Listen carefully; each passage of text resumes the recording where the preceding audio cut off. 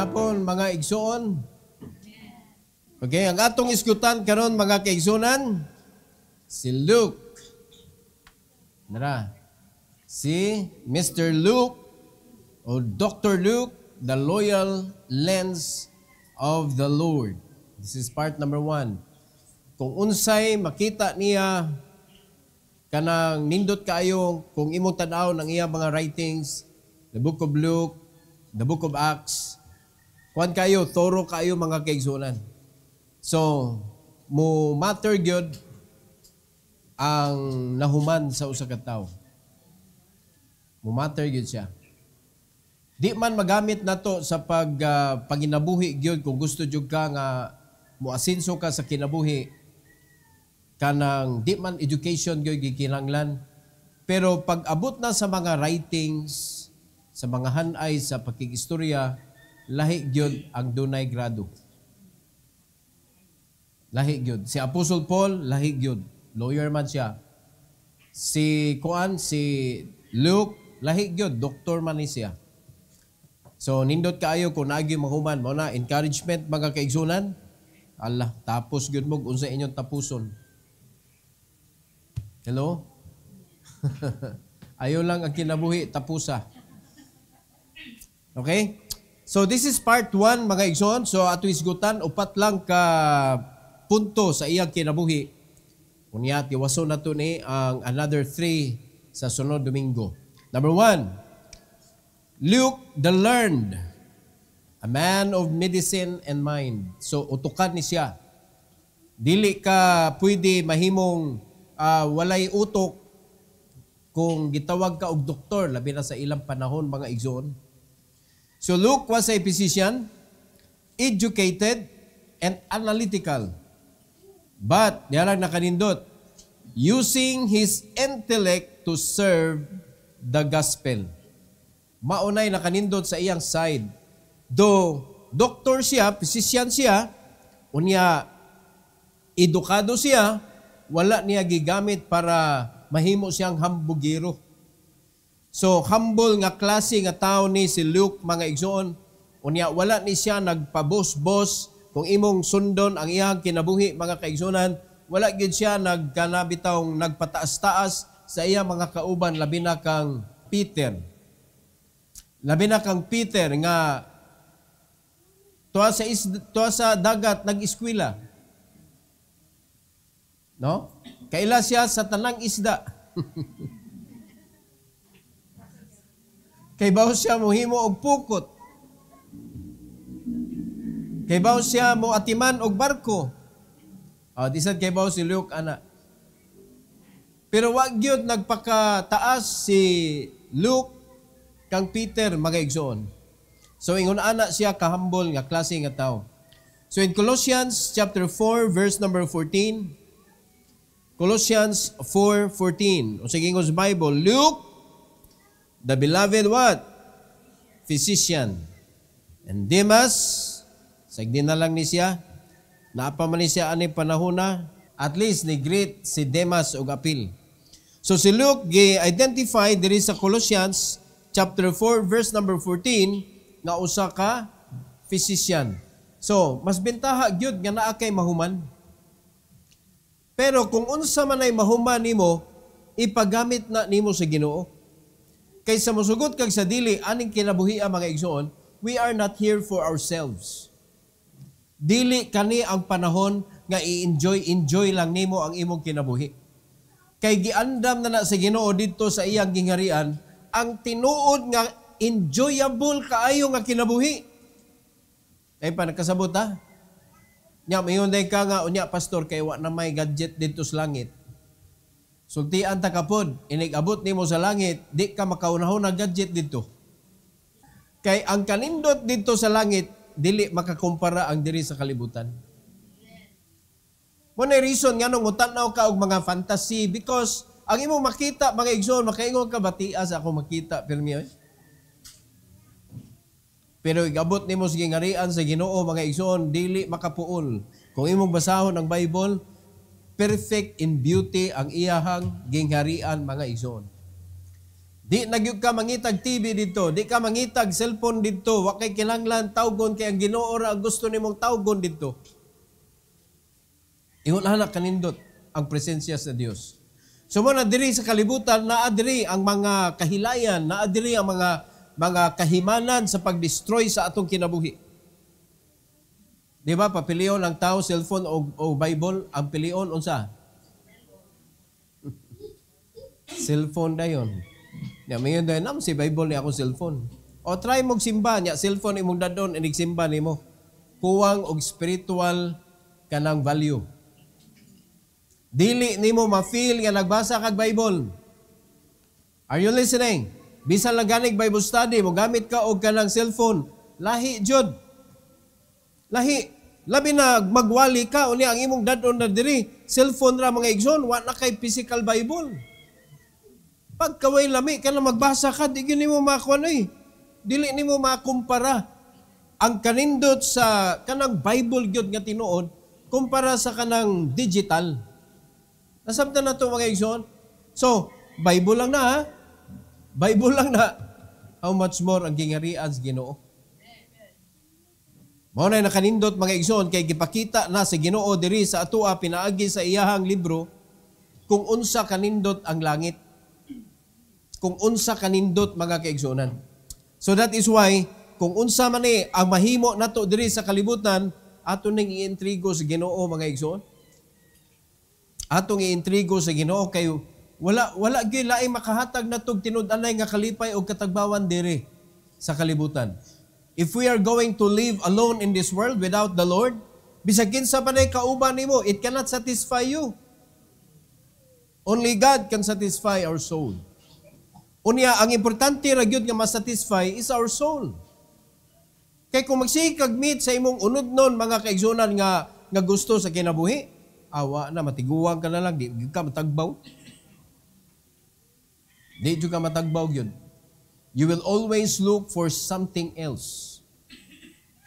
So, again, si Dr. Luke, usa ka doktor, humble, unya maalamon, a man of medicine, utukan, pero nagpaubos diha sa authority sa iyahang labaw.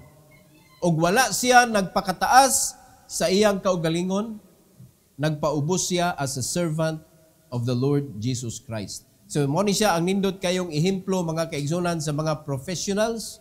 So, ang problema lang, subo palandongon sa mga kasimbahanan, pag ang usa ka kanang young people, ma-professional na, malahi na ang iyang attitude. Sa dihang wala pa'y edukasyon nga nahuman, kanang kuwan pa kayo, kanang kalma pa kayo, masugo nimo, mukamang-kamang diha, inig young people, mukuan jud, kanang mo participate jud, naagyod, pero sa dihang nakahuman na og kolehiyo, nausab man. Maunang mga profession, mga igsoon nga wa na surrender ngadto sa Ginoo. Kay nakapausab man sa dagan sa utok. Nagtuo na nga mga young people nga ang ilang education mao na mo make sa ilang kinabuhi. Absolutely wrong. It is God that can make our life. Kanang kinabuhi gyud nga mapuslan gyud nato mga igsoon og makahatag-tag nindot nga kinabuhi sa mga taong nagsalig nato. It is God that can make that kind of life.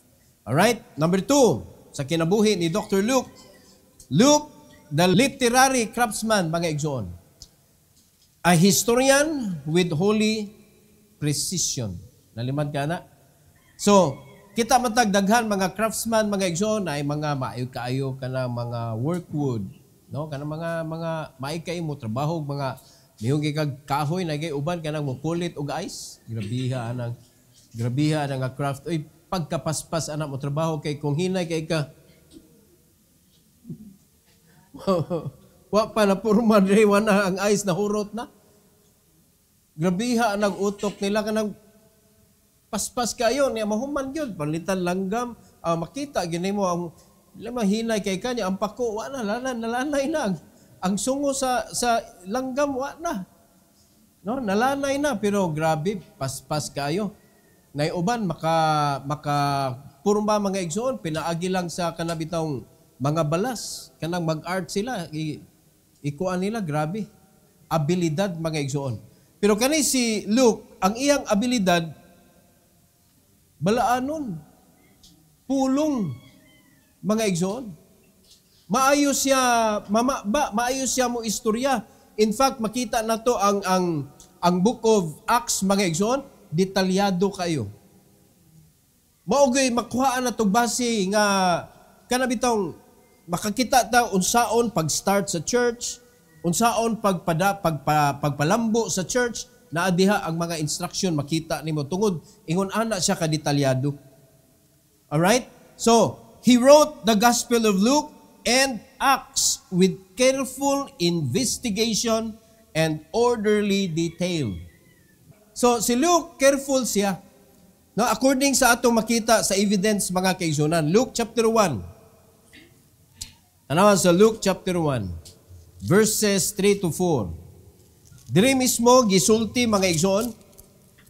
3 to 4. Ingon diri sa verse number 3. It seemed good to me also, having had perfect understanding of all things from the very first, to write unto thee in order, most excellent Theophilus. Verse 4, that thou mightest know the certainty of those things wherein thou hast been instructed. So, wala siya ni suwat kung wa niya nasabti tanan. Unya, gihanay pagyud niya, orderly mga kaigsuonan. Mana kung imo tan-awon, diri nimo makitaan sa iyang sinuwat sa Book of Acts, mga igsoon, kaning ang pagpabautismo na adiha ang nindot kaayong hanay nga tudlo. Di ba? After ka ma-save, kinahanglan ka magpabaptize. Unya, sadang nabaptize na ka, you need to continue in the apostles' doctrine. Unya, sabto nimo ang imong pagpatubo sa imong espirituhanong kinabuhi, dili ikaw ang mahimong bida sa church. Kay ang verse 47 sa katapusan sa chapter 2, mga igsoon, ang Ginoo magpuno og tao sa simbahan. Grabe ka detalye si Luke, eh. So, mo na nakanindot ba nga kana bitong ang pagpaila niya hasta ang pag-indwell sa Holy Spirit. Diha makita nimo, masabtan nimo sa Book of Acts, indwelling of the Holy Ghost. Acts 1:8, ang mission mga igsoon, asa magsugod, asa sunod, o asa ang kanang pinakakatapusan, unya both. Unalimad ka ana. So diha nimo makita ang kanabitang instruction. Kumuhisgot ka unsaon pag dumala o pagtukod, pagsugod o pag-atiman sa simbahan. Naa diha sa sinuwat ni Luke. So makita nato mga igsoon nga having had perfect understanding. Lalimad ka na. Dili basta-basta oy. Na siya perfect understanding, according sa verse 3, of all things, ako ibalin sa 3, of all things from the very first. From the very first. Nalimad ka na? To write unto thee in order. Hanay yun. So mo na nakanindot sa kinabuhi ni Luke kay ang iyahang pagka-bright iyang gi-apply sa espirituhanong kinabuhi. Nga kung ang mga professional karon mao palay mo take the lead. Panalitan young people ka, professional ka. Gigamit nimo imong profession, whatever it is, gigamit nimo to lead other young people. Pagkanindot nimo nga pagka-young people. Di ba? Dili ka ini-graduate ang pangitaon dayon kinsa may nindot uyabon ani. Di ba pasabot na graduate na ka kanang capable na ka anang mga butanga. Di mag-struggle maganing nanggungis na. Aning kalibutan na. Okay sa diri nga kanabitong wala ka na prepare sa dihang before ka nagminyo unya pero tinadugaya nimo eksperyensyado na kay ka sa married life pero gihapong lisura. Di ba? Lahi niya to experience. Kalisod. Eksperyensyado ang mga mga tag-as nagpangidaron ba? Eksperyensyado sa married life, pero lahi nga klaseng experience. Lahi yun nga preparado mga igsoon. Mo na nga ang pinakanindot para maprepara ang imong kinabuhi. Allow the Lord to use you. Whatever imong achievement sa kalibutan, dedicate it to the Lord. Let the Lord be the one to bless you and prepare you para sa sunod nga pakli sa imong kinabuhi. Makita nimo mga kaigsunan, klaro kayo ang pag-guide sa Ginoo. Perfect magyuning Bible. Perfect yuning Bible.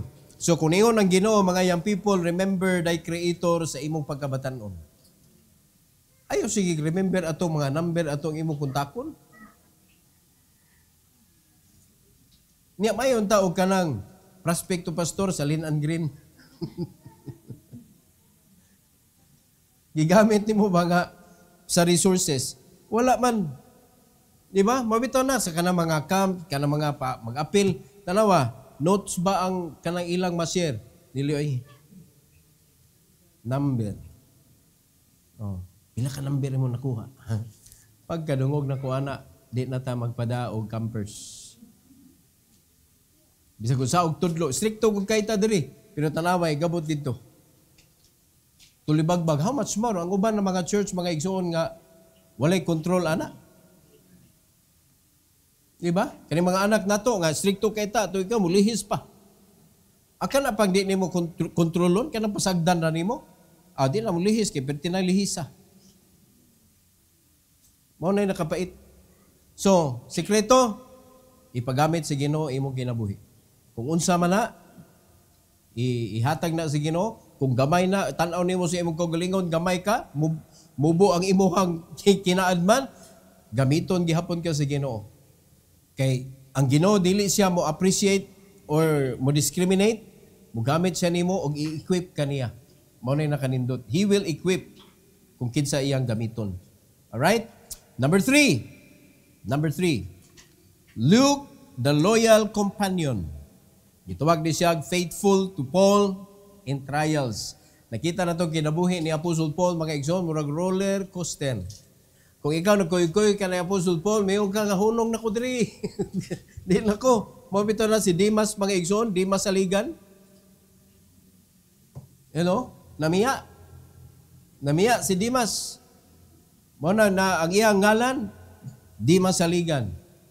So muna nga, ningon si Apostle Paul, si Dimas, gibiyaan ko. Dada si Mark, kay mapuslano na siya, pero namiya man gyapon to. Namiya lang gyapon. Pero si Luke, mga igsoon, ni kuyog jud. Even sa lisod nga trial sa iyang kinabuhi.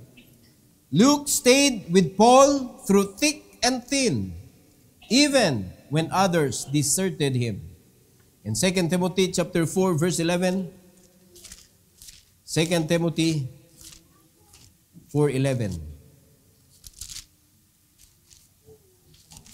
Nagpalaban in town si Apostle Paul kang Timothy dong ayaw in tawag dugay dong pagdali.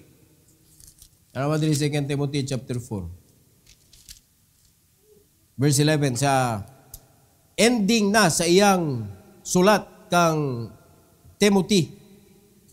In verse number 11, the Bible says, "Only Luke is with me." Limad ka na. Si Luke na lang kauban ako diri. Take Mark and bring him with thee, for he is profitable to me for the ministry. Kay si Demas, sa verse number 10, hath forsaken me na. For Demas hath forsaken me. Namiyaw eh. Apil-apil pag-greet. No? Pero si Demas, nibiya, pero si kanang Luke, nagpabilin. Muna, ningon siya kang Timothy, only Luke is with me. So take Mark and bring him with thee, for he is profitable to me for the ministry. Pagkanindot naman lang mga igsoon nga naa kay comrade, nga through thick and thin, magpabilin jud. Muna mag-ampog kita nga kaning atong mga extension pastors nato nga magkatag diri sa Lapu-Lapu o sa Cordoba mga igsoon, magpakuan gyud sila, magpakita gyud sila sa ilang loyalty. Magpakita sila sa ilang dedication ngadto sa Ginoo. Magpakita sila nga ang ilang loyalty naa gyud sa Ginoo kay di gyud na masipyat. Kay kung ari nila ibutang ang ilang loyalty nako mga kaigsunan, basin og kana bitong og maluya ko luya pud sila. Nanginanglan tagtao mga kaigsunan nga ang ilang loyalty tuwa sa Ginoo. Kay nakaibaw sila which authority ang atong sundon. So moabot ang panahon maluya ko sila mudasig nako, pastor. Kaya na to ni. Naminata mga kaigsunan, muna buhaton sa nato sa atong mga disciple, ayaw silang itanom sa imong pagkakristohanon. Itanom sila diha kang Kristo kay dili sa tanang higayon lig-on ta mga igsoon. Naagi panahon nga makita nila nga nilihis man ni akong discipler. Nilihis man ni. Makasabot siya. Di ba? Nya siya na sa imo guide nimo. Brad, murag sayop na ni atong giagihan, Brad. So naay makakuan nimo, naay maka-rescue nimo sa panahon nga ang yawa di mo gud mohunong gud. Mao na kung dili ka mo padaghan og nya wala na kay mga comrades, mga kauban diha sa panahon nga ang yawa mo atake nimo mga igsoon, pagkadalian nimo pitlukon sa kaaway. Nakasabot na mga kaigsunan? Pirting dalian nimo kay ngano man kinsa gud ta kumpara sa mga demonyo. May kita manaway mga demonyo. Pero sa tinuod lang ka na mga fallen angels, kinsa gud ta nga bukuan na nila kung dili active ato mga angels pod nga maoy mo sa gubang anak nila. Di ba? Unya makapa-activate ang mga angels nga gi-assign sa Ginoo nato is our faithfulness to the Lord. Ang atong loyalty sa atong Ginoo nga nagluwas nato mga igsoon. So mo na ato gyud i-make sure kamo i-make sure gyud nako nga naa mo sa Ginoo nagkuan gyud nagtutok. Di man perfect, ako di ko perfect oy. Pero kaning akong gitun-an, kaning libro nga akong gitudlo ninyo perfect ni.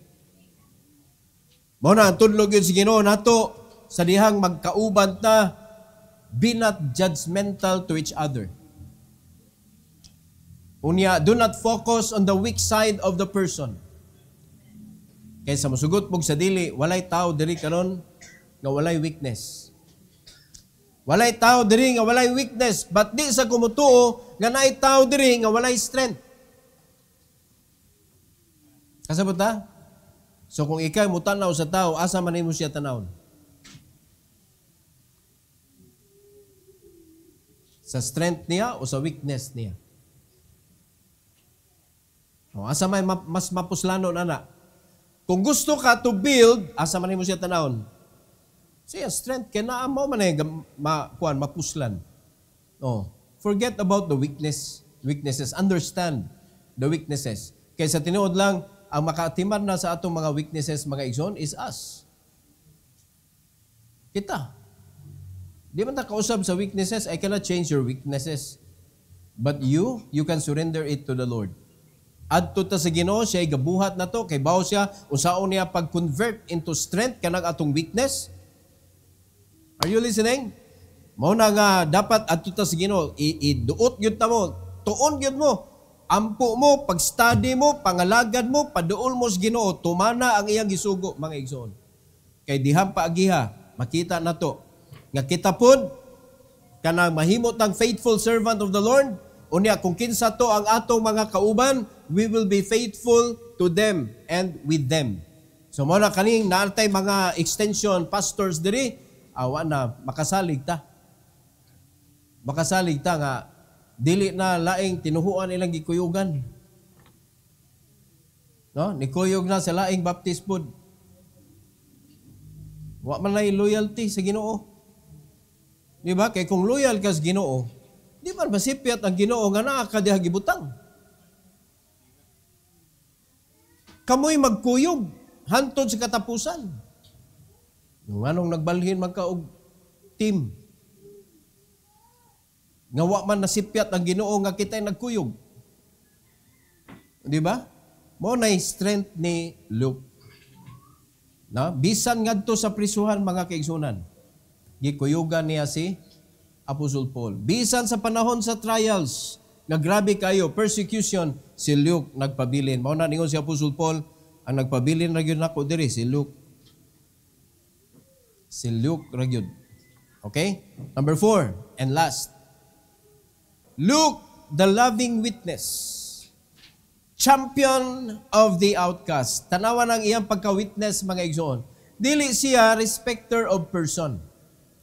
Kung imong sabton, si Luke, doktor, physician na. So, kung imo siyang itandi sa uban mga tao, di gyud ka kaingon nga mayano nimo si Dr. Luke. Doktor ko na. Unya, kana bitawng dili siya ma-imagine mo nga kani pobrehon ni siya nga tao, di ta kaingon ana. Kaya nga naman, physician lagi. Unya, mao gyud siya nag-atiman sa panglawas ni Apostol Paul. Wala si silang kuyog, labi na sa kanang si Apostol Paul, workaholic kaayo. So, si Luke mo'y nag-atiman niya.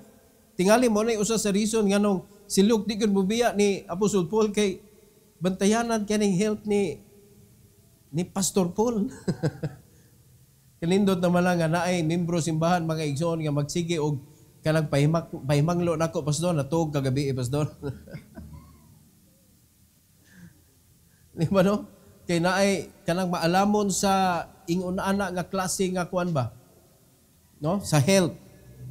So, si Dr. Luke, mga kaigsunan, gitawag siya loving witness. Ngano nahimom siyang loving witness tungod sa iyang concern. Ang iyang focus, mga kaigsunan. His gospel highlights Jesus' care for Gentiles, women, the poor, and sinners. Tanawa ra gud. Asa ang focus sa iyang writings? Dili siya yano nga pagkatao, pero ang focus sa iyahang writings, mga kaigsunan, tuwa sa mga Gentiles, which is mga outcast, women, weaker vessel, the poor, o siyempre, mga weak group, and sinners. Kinsa man ni? Mamo na. Luke chapter 2. Tanawan, adiri ang record mga igsoon sa Luke chapter 2. In Luke chapter 2, 29 to 32. Ingos Bible, Lord, now lettest thou thy servant depart in peace according to thy word, for mine eyes have seen thy salvation. Verse number 31, which thou hast prepared before the face of all people. 32, a light to lighten the what? Gentiles. And the glory of thy people Israel. Tanawa, focusing on the outcast. So kayo mo sabton mga kaigsunan, ang kasing-kasing ni Luke, tuwa siya nakafocus sa mga underdog, mga dinaog-daog. Kay ang mga Gentiles sa panahon nila, dinaog-daog biya sa mga Pharisees. Mura biyag, di jud ka ayaw jud og pakig fellowship o bisag istorya na lang or magkuyog mo. Di gud pwede. Ingon ana sila ka grabe mga igsoon, self-righteous kaayo nga mga tao. Unya tuwa didto naka-focus ang writings ni Luke. Tuwa sa mga babae nga nindot man ta arita sa mga lalaki kay mao may kuan. Tuwa sa mga sinners, naliman ka si Christ, nakigpangaon lang sa mga sinners, daghan na kay issue. Niadto lang siya sa balay ni Zacchaeus pagka naghanan ng issue. Tanawa na. Pero tuwa dito naka-focus mga igsoon si Luke. So nindot kaayo og characteristic si Luke mga igsoon mo na gitawag siya the loyal lens of the Lord. Loyal. Kung unsa ang nakita niya kang Christ, mura ba og siya kamera ba? Mura siya kamera nga dili filtered. Di ba? Di pareha sa mga cellphone karon mga igsoon. Inigawas dito sa Facebook, nindot kay mga dagway. Pero pag abot na sa actual, ikaw to.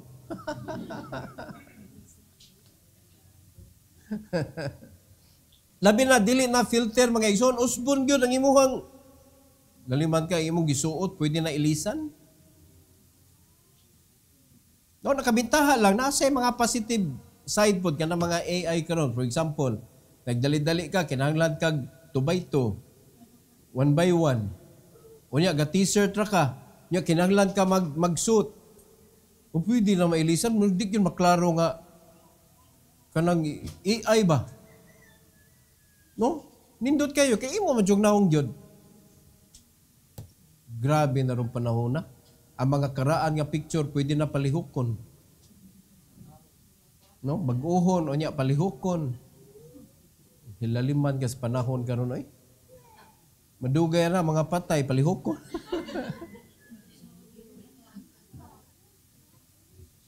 Nahihiyan na, di nakakaibawag, asay tinuod, asay di. Muna nakapait sa panahon karon. Pero dili na to kalimtan mga kaigsunan. Naay gi intrigo o gi interest sa Ginoo nato nga dili gyud matuis ang kamatuoran. Ang ebanghelyo mga kaigsunan nga hagbay ra nga panahon. Wala pay AI. Ang AI pala makita nato ang katong giatak mga kaigsunan. nila ni Joshua nga wa sila kapildi tungod ni Achan, no? Mora to na AI there is Bible, pero bisag unsa pa ka high tech karon, uy mga igsuon wa joy makapildi ani. Way makapildi gyud. Kaya kanang mga AI karon ina man ang ingon nga kanang pwede sayop ang na disclaimer daan ba? Nga pwede masayop ang kanang mga AI, di man na perfect good. Nanguha ram sa nang information. Pero kani mga kaigsunan from the Creator's perspective. From the Creator's mind. Nya, di ninyo basahon? Makatabang si AI o explain. No? I-try God pangutana, explain this verse. Pero magbantay ka. Kay kung dili ka grown up mga kaigsunan, usahay pataka na po na sila og explain. Kay manguha naman na sila, mangay-kay naman na sila dito. Unya wakay idea mga kaigsunan, pataka na kag patabang ni AI. Dili na ka kanang Bible jud kung unsa gyud ka tinuod ang gisulti sa Bible. Malihis naman ka. Nag-agad naman nag-unsay gipang feed good. So importante na adyo kay personal feeding. Kay kung dihang magpatabang ka sa AI, kibaw ka asay sakto asay sayop. Ang imo na lang pangitaon diha ang hanay sa mga istorya kay maunay wala na input sa atoa. Nakasabot na? Pero ang pagwali mismo naagyod sa Biblia mga igsoon. Kay kapaita mga kaisa sa mensahe si AI na mubuhat. So, diri gyud ta. Magtuon gyud ta mga kaigsonan. Kay ang ChatGPT wala nagi komisyon sa Ginoo. O ang AI wala lagi komisyon sa Ginoo para mahimo natong teacher. Nakasabot ta? Naara gyud gihapon ta direkta sa pulong sa Ginoo tinudloan sa balang espiritu. So, we need to have our personal study, personal reading, and personal sharing. No? So, ato ning tiwason si Luke sa sunod na Domingo. O ginaot pa natin na learn this afternoon. Every head bow, every eye closed. Heavenly Father, thank you Lord for the life of Luke sa iyang pagka-humble. Do taas ang iyang kinaadman, usa siya ka-craftsman pero naa sa iyahang writings Lord. Makita namo ang iyahang pagkamaayo sa pagsulat. And thank you so much, O God, for sharing to us His life. And I pray that you will help us also to be humble. Kung unsa may achievement nga makabutan namo sa among kinabuhi, tabangi mi Lord nga dili namo gamiton isip hinagiban to become better than others, but rather help us to stay humble. The more knowledge we get, the more humble we should be. So, salamat kay Lord, and I pray that you will bless your people to do the same, O God, nga di man gyud mi mohunong og pag-learn sa mga angay namong katunon. So nagampo ko Lord nga dapat naagyo na namo nga prinsipyo nga the more we learn, the more we should stay humble. Salamat kay Lord sa opportunity sa altar call, and may you please bless your people to kneel down before you, thanking you, O God, sa mga abilidad nga imong gialaw nga maangkon nila sa ilang kinabuhi. And please, let them ask you, O Lord, that you will help them nga mahimo silang humble enough na ang unsa may ilang naabot aning kalibutana, ilang ipagamit kanimo, O Dios. Salamat kaayo sa opportunity sa altar call. May you please bless them now as they come, Lord, for your glory. In Jesus' name, amen. Amen. All right.